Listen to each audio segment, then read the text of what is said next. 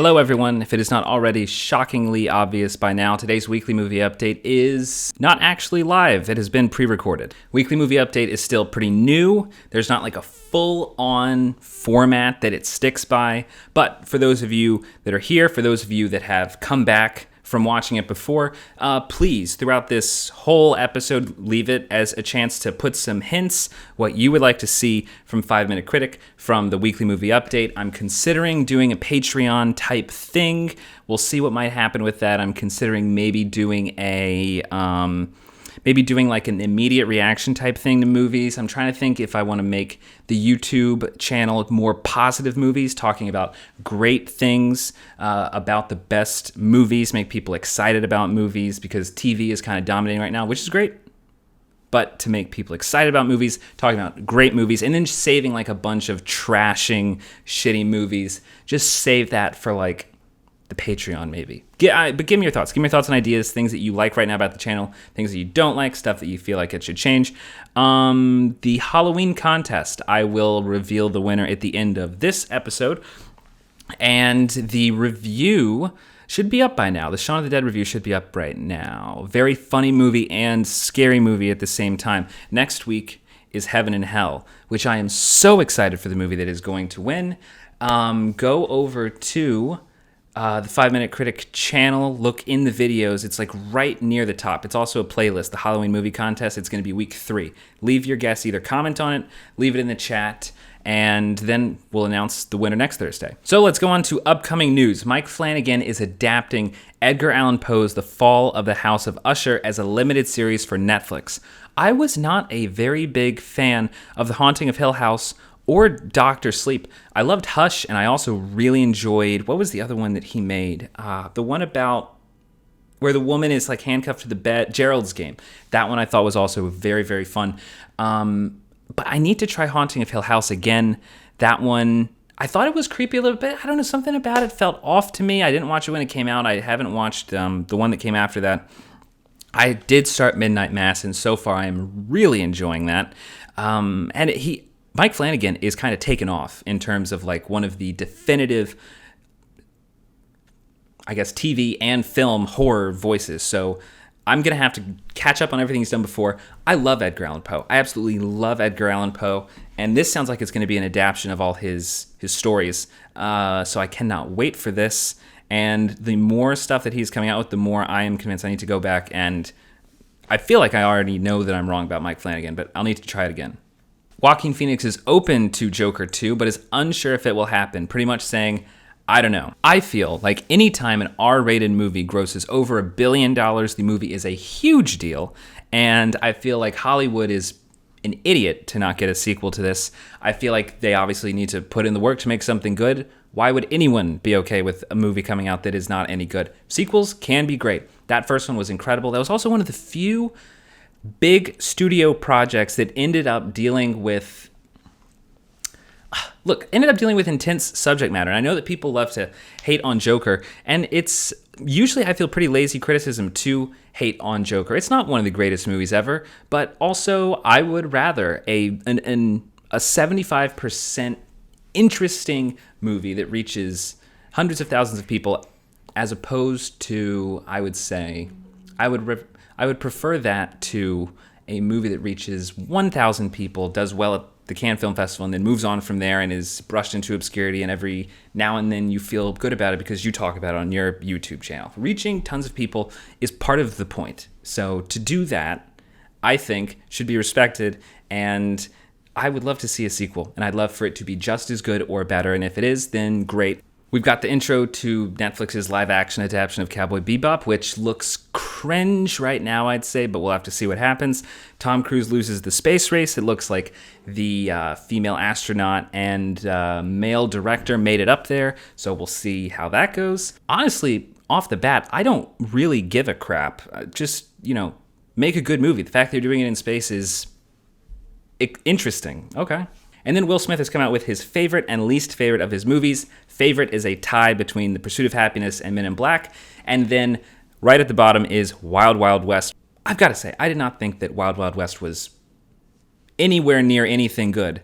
But if we're talking about his worst movies, like, I think Will Smith is just hoping that nobody saw Collateral Beauty. Like that. Whoa. I actually went to see that with a coworker, and I don't remember why. And afterwards, we left the theater, and I was just like 1, 2, 3, 4. Everything's so wrong and terrible about that movie. And then it was his time to talk, and I then realized this guy doesn't really watch that many movies, and he actually loved it. So I think from that was one of the few moments that made me realize, well, you need to shut up with your big old important opinion. But it is not an opinion to say that Collateral Beauty is way worse than Wild Wild West. Next topic, the theaters are finally back. We are finally talking about movies the way you are supposed to talk about movies, and I told you so. I told you so a few weeks back. I said, it is not about the Delta variant. All these movies were coming out, and it was like, if only Delta wasn't such a dick, and it was keeping everyone away, and it was locking the doors, and it was turning the lights out, and it was getting rid of all of the popcorn and pissing everyone off. No. People have not been going to the theaters because the studios were chicken shit in putting out their movies. None of them had the balls to do what you're supposed to do, which is create a level of jealousy about the people that are going to go and see the movies in the theaters because they're not available anywhere else. It made sense for a little bit, but at this point, look, Warner Brothers and Disney, were shooting yourself in the foot. That was absolutely terrible. But no, thank you, Disney, though, for showing that it can be done, and they were the first ones. They were the ones that did show that it can happen. The new Bond movie, No Time to Die, which comes out today, is on track to be the highest online selling Bond movie of all time. And I saw an article today, it was talking about, can the new Bond movie really reach #1? And in the article, it was saying that it'll definitely rank already in the top 3 of every Bond movie ever, even adjusting for inflation. But can it reach #1? These are these same articles that a month ago were saying, if only Delta wasn't keeping people out of the theaters and blah, blah. And now what? Everyone's just going out. No, you've created hype. No Time to Die was trending on Twitter because it had its UK premiere. Everyone wants to go and see this thing now. Everyone, I'm sure, has seen one news story with a headline saying that the producers are not putting this on streaming. So you got to go. You got to go see it. It's an event. You're going to have fun. And that's why people go to the movies. That is why people go to the movies. And then you have Venom. Venom has already crossed the $100 million mark in 5 days. It took the original Venom 6 days to reach that. As far as I am concerned, enough pushing your movies back. Push them up, for God's sake, okay? Leave Dune where it is. Keep all the Christmas releases where they are. Warner Brothers, can you just stop it with the day-and-day release? It's been time for a long time to be back to being entertained with stories together, because that doesn't mean nothing, okay? I would say it means a whole hell of a lot. And I think if we give that up in the way that I think a lot of people still would be okay to give that up, it would be a damn shame. And good on people for still fighting for it, for putting pressure to have movies come back. Good on Disney for using the last Marvel movie as kind of a carrot on the stick to get everyone else out there. Moving on from there, let's talk about the inside of the industry. Okay, I'm again recording this on October 6th. The news of today with the strike is that, and again, this is the strike that if it ends up being initiated, then over 60,000 workers will be pulled from the film industry, almost halting all production. It would pretty much, they're saying, kill cable shows after about a month and a half. And the vote this last weekend was authorized, meaning that the president of the IATSE union has the power at any moment to call it and to just go for a strike. But negotiations were announced that they would resume on Monday. They then started negotiations on Tuesday, October 5th. They said today they were in the second round of negotiations, or the second day of negotiations. Nothing from anyone saying what is going on. I mean, the last official communication, IATSE said they pretty much said, we're pretty damn serious, so give us a damn serious offer. And then the producers union said, I guess their statement said, we have a willingness to compromise and to explore new solutions to resolve the open issues. And I mean, a reminder again of the open issues. It's actual meal breaks, a turnaround time that is, What's so annoying, the turnaround time they're asking for a 10-hour turnaround time. That's a regular night's sleep with an hour, maybe 30 minutes of travel on either end. And with LA traffic, that's got to be an hour, even in the dead of night. And it's bizarre, because like to ask for that already sounds ridiculous, because that doesn't sound like any time at all. And then the fact that all streaming services, if they really want to, they can get a huge discount, and that discount comes from not paying the crew very much at all. Just all of that, like it feel like you read the lack of a statement from the producers union, and they say pretty much nothing. And then you see what the IATSE union is asking for, and it just, I've been wanting to find a way to look at this from both sides, and the producers don't give a side, which makes you feel like whenever someone's calling foul, when the IATSE union's calling foul, they're probably honest. So hopefully they reach a good negotiation.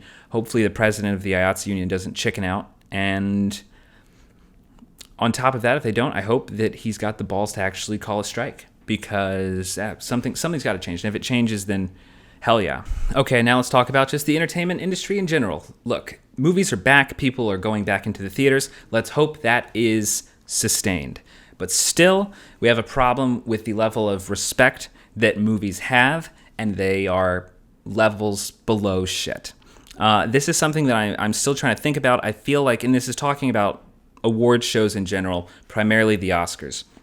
And yes, America has been losing enthusiasm for award shows for a long time. But look, I think there is a particular importance when it comes to the Oscars. I think the Oscars are more than just an award show. They are a massive cultural moment that ties together more than just a nation. It ties together the whole world, really. It is broadcast everywhere, and they have drawn for over 4 decades an audience either at the best day in the middle of 40, 50 million, about 45 million, and on the worst, maybe 36, 37 million. But they always draw a huge crowd because, look, people having respect and a love for stories and storytelling with the most emotionally charged medium we have in art today, which is film. It's the best. You watch them when you're young, and they affect you almost the exact same way whenever you're old. Audiences of all ages can enjoy it at the exact same time and walk away feeling the exact same things. And the Oscars are a night that everyone celebrates the fact that we connect through this medium. The Oscars can't matter if people don't pay attention to them. If people aren't paying attention to the Oscars, then the Oscars don't matter. And if the Oscars don't matter, well, what's going on? Why don't people care? What is the alternative? What are people actually rallying behind whenever it comes to stories? At the best, I would have to say superhero movies. And superhero movies appeal to a very devoted group of young people and just hardcore devotees of either the comic books or of this series, and that type of love is the same comic book person type of love. I mean, they give a lot of money, but people don't respect the institution of Hollywood, and they don't respect the movies that come out anymore. And that is very sad. It feels like a huge cultural loss to not have the Oscars, and for there to be nothing that's replacing it really makes it, I think, a very important issue. It's not just an award show, okay? I don't know shit about the Grammys or any of that stuff. But the Oscars are in trouble, and I think that means that there is a huge pillar of culture that is in big trouble. So, the numbers showing that people have been leaving. The Oscars are down 120% from 2014 to 2021. And also, everyone out there that says, well, it's because of streaming, then put them on streaming. And I swear, you put them on streaming, people aren't going to watch. Those numbers are not going to be the same. And you know what? I have tried a lot to log in to that like ABC online site to stream this shit. It is tough as hell to get this stuff online if you don't have cable. So please do not tell me that streaming is the reason people aren't watching, or people just like watching on the website. Casual everyday people are not trying for 45 minutes to log into ABC and watch the Oscars. If they don't care, they don't care. People don't engage with entertainment actively. They do it passively. If you're not getting their attention, then they ignored you. They didn't see you. So stop it, okay? The Oscars, realize that there is a problem. IndieWire this last week came out with an article addressing the importance of the Oscars, why we need the Oscars. Okay, and what I said, I honestly think is why the Oscars are important. I think the Oscars are important because they represent the gathering together of multiple cultures to enjoy and recognize the importance of storytelling by enjoying their favorite movies. And so IndieWire, which has become a bit of a hack entertainment website, has put out their reasons for why, and the name of the article is, "We need the Academy Awards to save the movies that only get made because Oscars exist." First of all, I saw this article, and my first thought was the Oscar movies that have been winning lately have been shit by any standard, and I think that that is particularly egregious because not all of the movies that are nominated are that bad. Like, we do all realize that Green Book won Best Movie as like a total political win the same year that Black Panther actually won. And honestly, I would be fine looking back on Black Panther as the best picture of that year. And you know what? You would have had a cultural uproar that would have given you numbers soaring through the roof. But okay, all right. Back to, we need the Academy Awards to save the movies that only get made because Oscars exist, but you never give them to those movies, so screw you. All right. To quote, "We need a revitalized Oscars to save the kind of quality movies that only get made because the awards exist. Without the Oscars, some of the industry's best films will disappear. Here's why." And now, let us go through this list, and it is a list of 8 points, 6 of which are total garbage and actually very repetitive. So this will also be putting on full display why IndieWire also needs to step it the fuck up. First of all, they maintain movie standards because Oscar campaigns boost profits of small movies. Now, I would say that is particularly true. Moonlight, which I did a review of and you can watch, and it is Oscar trash, it was boosted. Shape of Water was boosted, 12 Years a Slave. Any movie that wins an Oscar does. It sees an uptick. However, I would say that that is without a doubt proof that we have got over 4 decades of goodwill, and the people that still love the Oscars, we are still, we're still running on that check. And it's going to continue. I would say that it has gone down, the amount of people that watch the Oscar movie winners once they're over. It's gone down. So right now it makes sense, but I would not expect that still going forward. They amplify the success of movies on a global scale because Oscars give word of mouth. Now, I would say this feels important, especially for, I would say, a high school writing level, because that gives the exact same reason as number one, but in a totally different way. But I mean, another good way to say the exact same thing, which is, yeah, if you win the award, you get word of mouth, and you can gauge that by the amount people are watching the movie. So not a new point. 3, they promote movies and moviegoing because indie theaters are closing. And yes, on that example, they do say that art houses are closing, and that is partly a result because they don't have movies to run that have this level of chutzpah, let's say, that they get from the Oscars. And the more the Oscars die, the more that energy leaves, and the more that energy leaves, the less important the art house theaters are. There were no examples given in the article about this. I would say that that is bull.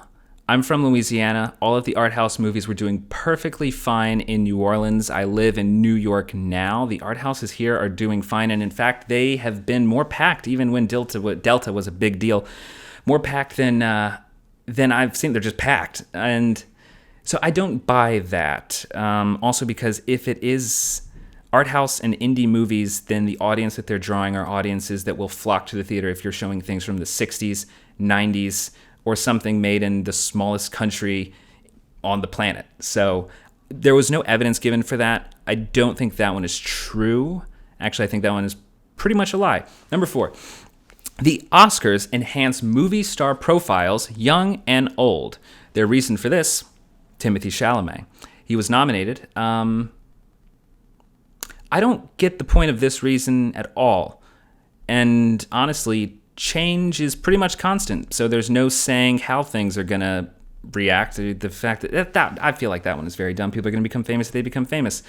Prestige and glamour, because brands are behind the awards. And I mean, that's true. They are behind the awards and they give glamour to things. If the Oscars end, they'll just do that somewhere else. Like, who? I don't know why that matters either. And then we have the 2 points that are actual reasons. First of all, Paul Schrader saying that the Oscars cannot shrink because they are the biggest spotlight we have for movies, which is completely correct. And then the final point that they say, they represent the elite, which is weird phrasing to say why they need to exist. But here's the quote. The Oscars are only vital for the industry, and I should actually say this is from an independent producer. This is not the writer of the article. The Oscars are only vital for the industry future if they can engage the widest possible audience in celebrating the cinema, finding ways to make it relevant to many, fun, inspiring, and important to culture, risk further alienating the public by continuing to feel self-congratulatory, insular, and elitist.